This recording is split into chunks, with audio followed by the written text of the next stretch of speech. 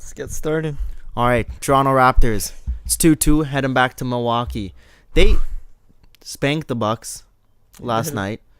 Game 3 was a dogfight, double overtime.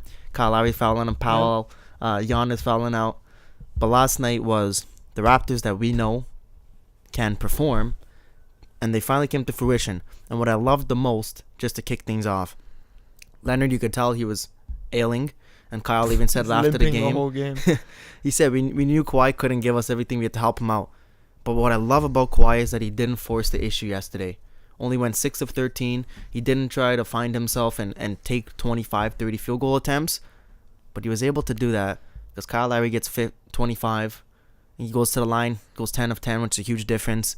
And you get Norm contributing 17. You get Gasol was at 16 or 17. Ibaka playing well. Everybody's showing up. Fred VanVleet, essentially a 30 piece for this guy when he gets 13 points. Honestly, yeah. Like, Fred VanVleet gives you 13. It's the equivalent to 30. How bad he's been. But what I really like about what Kawhi Leonard did is, you talked about before the whole Westbrook effect. You know, it's not your game. You're not feeling well. Just keep throwing up shots. He was throwing up 26 shots in the series. He cut that right in half. Right in half. Because that's a smart He saw other people player. contributing, helping him out. You know what? Let it be their game. Well, it's a lot easier, right? We said Norm 18, Fred 13, Serge 17. When the whole team shows up and for the life of them just hits shots. Because that's the main struggle that's been for the Raptors. Support players and everybody outside of Kawhi and Kyle pretty much has been just clanking open shots. And surprisingly enough, our bench has been our biggest issue. And last night they all showed up, all three. Well, especially Norman Powell. He's been a stud this series. It's something. Where did that come from? It's something he feels Something inside woke him up. when he plays Milwaukee. Do you remember his first year when we played Milwaukee? He was a beast. They put him into the starting lineup. I forget who they took off. Yeah. And he was a threat. And somehow this series, he went from being barely playable last series against Philly to now dropping 15 to 18 every game. Postseason, yeah. I haven't seen him play much. But you know what? What I find funny is I saw highlights and articles, everybody saying the bench mob came back. It's not the bench mob, first of all, because they're not even playing 5 guys on the bench. I know, it's 3 guys. And everybody from that bench mob is gone. Powell didn't even play that year that we had the bench mob. He was injured. So this is just a few guys on the bench stepping up when you need them to, especially against a team like Milwaukee when they play 10 deep every game. All right, and you get contributions off the bench from Brogdon and George Hill and Pat Connaughton game in, game out. And the Raptors just matched it. What did you notice on the defensive end, though? Because Giannis in the last couple of games has been struggling. Last night still scraped out 25, but you know he's what not I'm looked loving? the same. Not you know looked what the I'm same. loving? What the Raptors are doing? They're switching it. Every single play, every starter on Milwaukee is having a new person on him, almost. Few plays you see Siakam always starts on Giannis, and then you see over Kawhi Leonard moves over to him. So has to hold him down for a few plays. That's what I want to see, you know?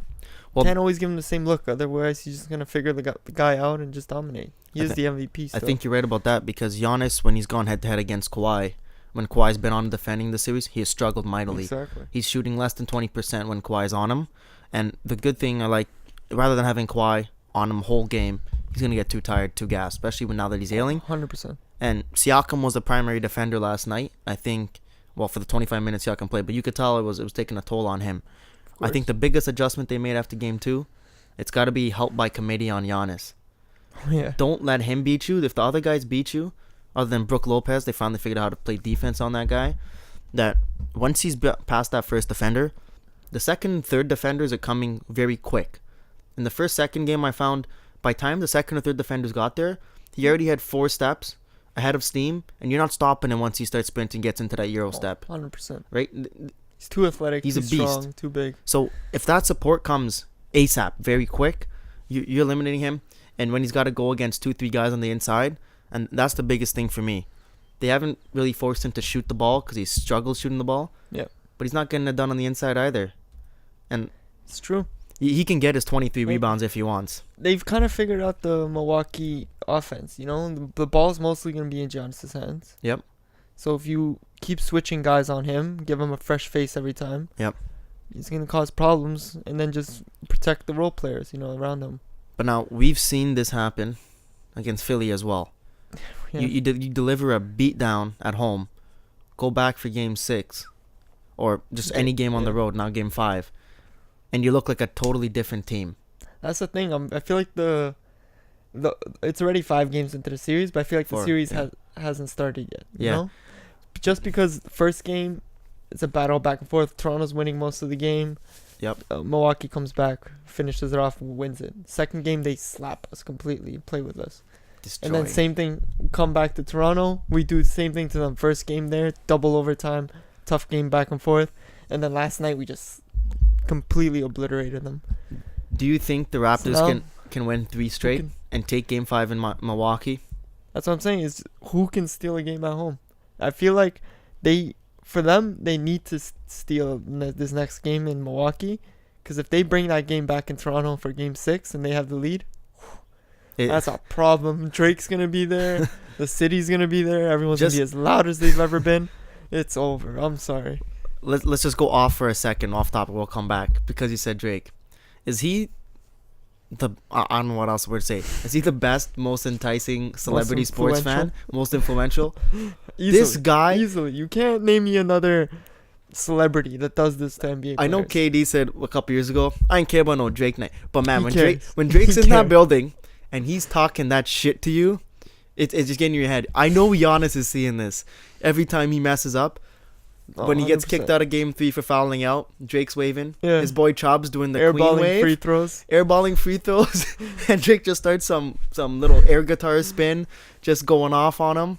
I love it, man. It's getting in guys' ears. And I love the energy he brings. That's rubbing Nick Nurse's shoulders, too. But do you like this whole energy of playing in Toronto is insane now. Even Gucci showed up to the game.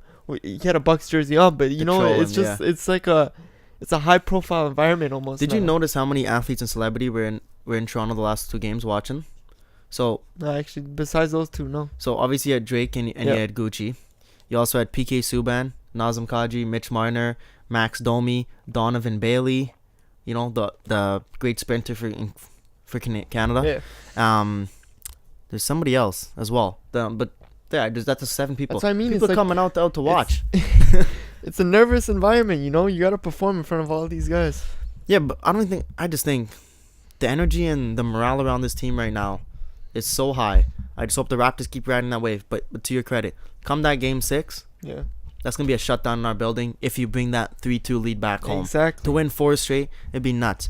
But I can see it happening. I can see Raptors in 6. But in order to win, let's not get ahead of ourselves. Game 5 in Milwaukee, you got to do a couple things. Well, we've been bad on the road. Yeah. So the bench, Nick Nurse spoke about it. For some reason, our bench guys play a lot better at home than on the road. So VanVleet, Powell, and Ibaka, you got to bring energy before anything, especially Serge. Then start hitting your shots and make it easy. Don't take no dumb shots just because you want to hit a 3 like we've seen so often, Exactly. Fred. I know everybody's excited about Fred, but hey, that deep 3 that went off the backboard, lucky shot, dumb shot. Why does he have the tendency to pull up 5 feet behind the 3-point line? Yeah. You're not Kobe Bryant. You're not Steph Curry. I know. Make it easier on yourself is all I'm saying. I want to know what plays they run in practice for that to be his shot. Is he hitting those in practice maybe? Talking about practice though. I know, but I don't. It doesn't make sense to me sometimes. Well, it's like you're not the fucking top player on the team. Why are you running up and just? I know. It's like my uncle sent me a video of Danny Green warming up before game 3. Yeah. And guy bangs in like 15 straight 3-pointers. And he's like, I don't get this. In practice, they never miss a shot. Yeah. In the game, this guy can't hit anything. Well, what's it called? You ever see Shaq said? The whole tightening up? Yeah. It's like now in the playoff series, everything starts to tighten up. Yeah. Your whole body starts to tighten up. You ain't shooting the same. You're not. Practice ain't the same. All right, so, and then, besides that bench, hey, let's acknowledge Kyle Lowry, I think, is having his best stretch of playoff ball in his career. Finally, yeah. I know it's not a whole lot to go off of, but he's been this guy this series has come to ball out. So everybody needs to just get off his back because he's going to give it to you in Game 5. So? He's going to give it to you in Game 5. Oh, yeah. So biggest thing is the defense. Don't not let Milwaukee get going, go on 15-5 runs, get the building into it, and get the energy and everybody jumping around. Because then it's going to be like Philly and where Embiid's dancing with the airplane all over again. I feel like there's like a tendency for like the first half we always play well. We show up. In the second half, around the third quarter, early in the third, we start to fall right off. That's a problem at home sometimes too, right? Yeah. And I like how Nick Nurse has changed the rotation in terms of when he's resting Kawhi. Last 2 games, rest him at the end of the third, as opposed to start a fourth. It took him 2 series to figure it out, but he's finally got it. But at least he's done it. You know, he's done something Dwayne Casey didn't do. Adapt. He changed it up. Exactly. All right, so there's something that you said to me right before we started recording. You saw on First Take an episode, Max Kellerman, claiming that Giannis Antetokounmpo and Kawhi Leonard are playing this series to determine the best player in the world. In the league. Well, I don't know. I guess it's the world. Too, yeah. Do you agree with that? I don't know. I feel like making that statement, you're kind of... Is he... Like, the thing is he talking about right now? He's talking about right now, best player in the world. It very well could be, because after that whole series with the Warriors in Houston, I feel like Giannis is the MVP this season, and postseason MVP has to be Kawhi. Like you can't tell me anyone who's been doing what he's been doing. Listen, I get how great Giannis is, but the Raptors have shown last few games there's a way to limit him. Oh yeah. So Kawhi doesn't get limited besides his leg being hurt. Exactly. Before that, he was getting double, triple team. Even game 3. He didn't have a weak point. There's one play in that double overtime when he slipped through a triple team. Against that triple team, everybody in my house was screaming, how's he going to get through this? And I'm like, he just did, right? Yeah. He'll find a way more than Giannis will. And that's also because he can step out and hit the shot. Giannis shooting, I know everybody was talking about coming into the series. It's gotten a little bit better. He's hitting threes, taking mid-range shots. Yep. It has been brutal against the Raptors. Even free throws, airballing and clanking off the front of the rim. Missing that 1 week rest did bad for him, man. I'm telling you. He's shooting in the 60% from the free throw line this series. You're not the best player in the world. People, terrible. That's the first thing you want to point to LeBron James. So don't tell me this guy's the best when he cannot shoot in the playoffs when it comes to his biggest series of his career and he can't even hit the damn free throw. What superstar has airballed a goddamn free throw? That was so embarrassing to see. I'm like, this is the guy that we're arguing about for MVP? TSN gave him the worst play of the day. Fucking free throw. And then I think my second point to that take by Kellerman is just wait until next season. You guys are forgetting how good LeBron James is. It's the fact that you're used to seeing him in the playoffs for 8 straight years, and now you don't. Wait till he's there next year. I pray to God he is. For me, this postseason has been weird seeing him not there. You know, it just hasn't been as enticing. Exactly. Because you're used to, you cannot miss a LeBron James playoff game because he's going beast mode.